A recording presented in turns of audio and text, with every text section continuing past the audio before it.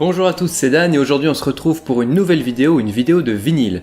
Vous en avez peut-être marre que je vous parle que de groupes américains, alors aujourd'hui je vais vous présenter un groupe bien de chez nous, un groupe français, Tagada Jones. Le vinyle, Tagada Jones.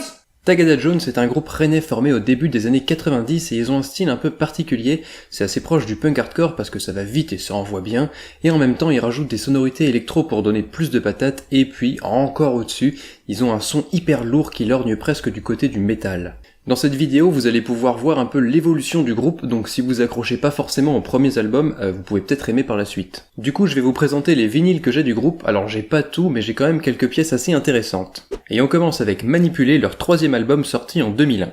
Dans cet album, on retrouve déjà leur gros son punk hardcore avec deux types de chants, celui de Nico, le chanteur principal, et celui de Gus avec sa grosse voix hurlée. Et par-dessus le gros son, il rajoute une couche de sonorités électro, d'effets, de samples et de boîtes à rythme. Tagada Jones a toujours été un groupe engagé et du coup dans cet album ils abordent pas mal de thèmes, notamment les dérives politiques, la guerre, les libertés individuelles, les violences faites aux femmes, les manipulations génétiques, mais ils parlent aussi de musique et de la scène musicale. À l'origine c'est donc sorti en 2001 mais ça a été édité en vinyle pour la première fois en 2010 et sur la pochette on peut voir le personnage avec le masque qui sera leur mascotte par la suite. Pour la version vinyle, la pochette a d'ailleurs été retravaillée avec un fond blanc, le vinyle en lui-même est blanc et le tout était limité à 500 exemplaires numérotés et moi j'avais la copie numéro 142.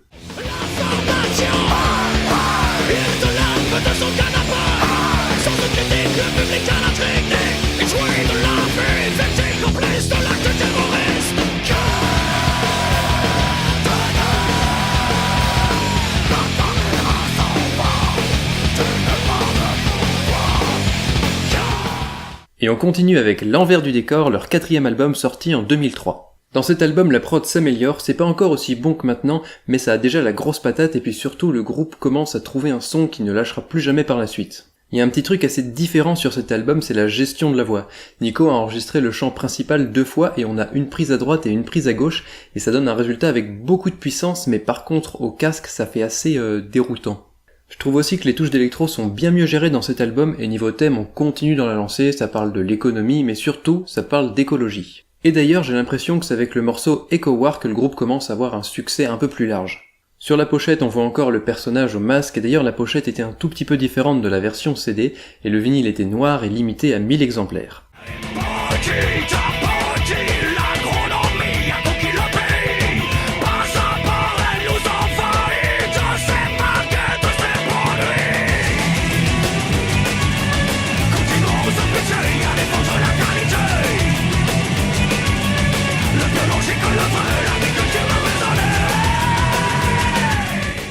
Ensuite, le groupe sort un album que j'ai pas en vinyle qui s'appelle Le Feu aux Poudres et qui marque un peu l'apogée du style qu'ils ont dans cette première ère et puis qui est aussi un pivot pour ce qui se fera dans la suite. Et la suite justement, c'est Les Compteurs à Zéro, leur 6e album sorti en 2008. À ce moment-là, Gus a quitté le groupe et il reste plus que Nico au chant, on pourrait penser qu'il va me manquer quelque chose ou que ça va perdre en puissance, sauf que non, le groupe a vachement gagné en maturité grâce à l'album précédent. Leur son évolue mais on retrouve quand même leurs pattes, leur style devient un mélange entre un punk rock hyper accrocheur et la lourdeur du métal mais toujours avec une pointe de hardcore. Ils osent des nouveaux trucs comme par exemple des chœurs féminins, les riffs de guitare sont hyper catchy et la prod est meilleure que jamais et du coup on peut dire que ça marque un peu le début de l'ère moderne de Tagada Jones. Mais en tout cas ils restent toujours aussi enragés et engagés, ça tape sur les violences policières, ça appelle au vote pour virer les politiciens qui nous entubent et puis ça parle encore de musique. Sur la pochette, on voit encore leur mascotte, et puis comme pour symboliser leur changement musical en tant que renaissance, on le voit enfin qui trouve le masque. Le vinyle est rouge marbré de noir et c'était limité à 500 copies et la mienne c'était la 351. En tout cas, si vous voulez commencer le groupe mais que vous êtes un peu réticent vis-à-vis des musiques agressives, vous pouvez commencer par celui-là je pense. C'est pas mon préféré mais je trouve que c'est le plus accessible. Depuis des années, tu rentres soulagé pour te faire pardonner tous les corps, une bande de raquets. C'est facile de jouer les durs un peu le bistrot et de cogner ta femme comme un salaud, de la laisser sortir le chaos, d'y retourner même s'il le faut, cogner comme un costaud. Et on continue avec leur 7e album, Descente aux Enfers, sorti en 2011. Dans celui-là, il parle beaucoup de la société, des relations entre les hommes et puis de la quantité de connards qu'on peut croiser tous les jours. Niveau son, il est bien dans la lignée du précédent, peut-être un peu moins accrocheur mais les riffs sont plus inventifs et puis surtout ils expérimentent beaucoup plus les jeux de voix et les chœurs et ça c'est un truc que j'adore. Là c'est vachement plus flagrant, la pochette du vinyle est bien différente de celle du CD, on a le dessin complet du personnage au masque et ça a beaucoup plus de gueule. Le vinyle est rose transparent, un peu marbré, et c'était limité à 1000 exemplaires et numéroté, et moi j'ai le numéro 996. À la santé de la jeunesse UMP et de 11 à tous les fanatiques de Croix-Camé et de 12 à tous les politiques qui nous font chier, qui s'acharnent à réduire nos libertés. Putain, qu'est-ce que ça fait du bien de s'enivrer, de se foutre la gueule à l'envers et puis d'oublier. Et même si je dois finir complètement bourré, je ne serai jamais aussi minable que la société. Et on continue avec Dissident, leur 8ème album sorti en 2014. Là on a un gros album avec beaucoup de titres mais qui respire quand même, il y a des morceaux hyper accrocheurs avec des super chœurs comme par exemple De l'amour et du sang qui doit être le morceau le plus connu de l'album et que je vous invite à aller écouter. Et puis il y a des morceaux assez forts, très poignants, comme par exemple Vendetta. C'est un album qui a de la patate mais qui prend un peu plus souvent le temps de se poser, ça se ressent d'ailleurs dans la prod avec un son un peu plus sourd et des touches de reverb. Et puis aussi il est bien plus long que les autres, il fait plus d'1 heure pour 20 morceaux, avec beaucoup d'invités dans les derniers titres. Du coup, pour toutes ces raisons et pour l'absence du personnage au masque sur la pochette, je ressens un peu cet album comme le début d'une 3e ère pour le groupe.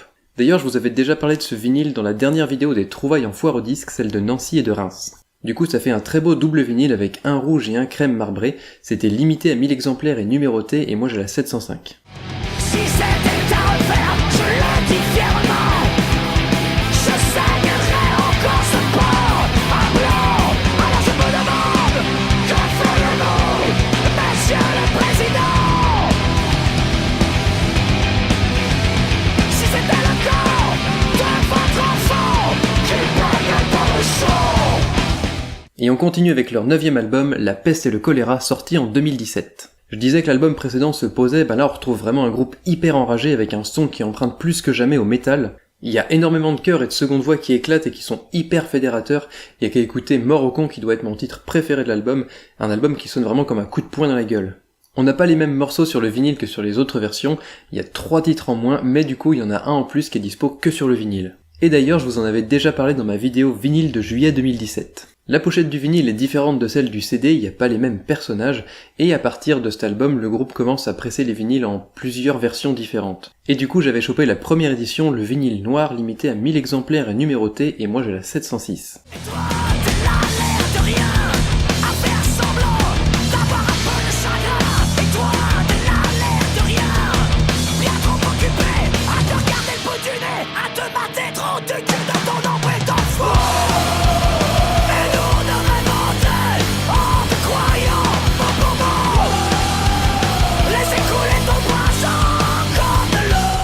Du coup voilà, c'est tout pour ma collection de vinyles de Tagada Jones, mais comme vous vous en doutez, il m'en manque.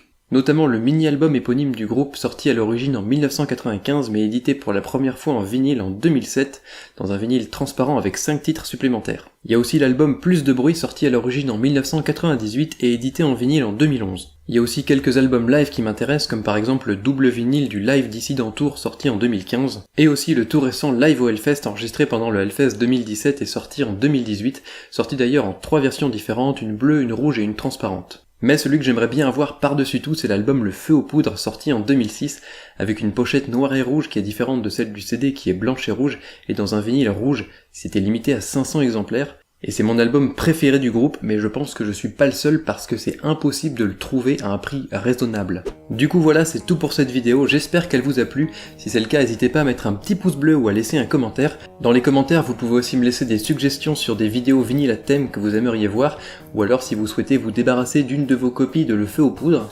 Vous pouvez aussi partager cette vidéo sur les réseaux sociaux, vous abonner à la chaîne pour ne manquer aucune des prochaines vidéos.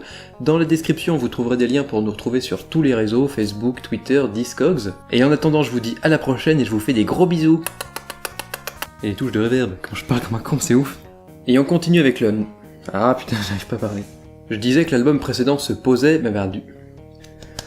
Mister Meuleuse, qui doit être mon titre préféré de l'album, ça sonne comme un perceuse maintenant, on change.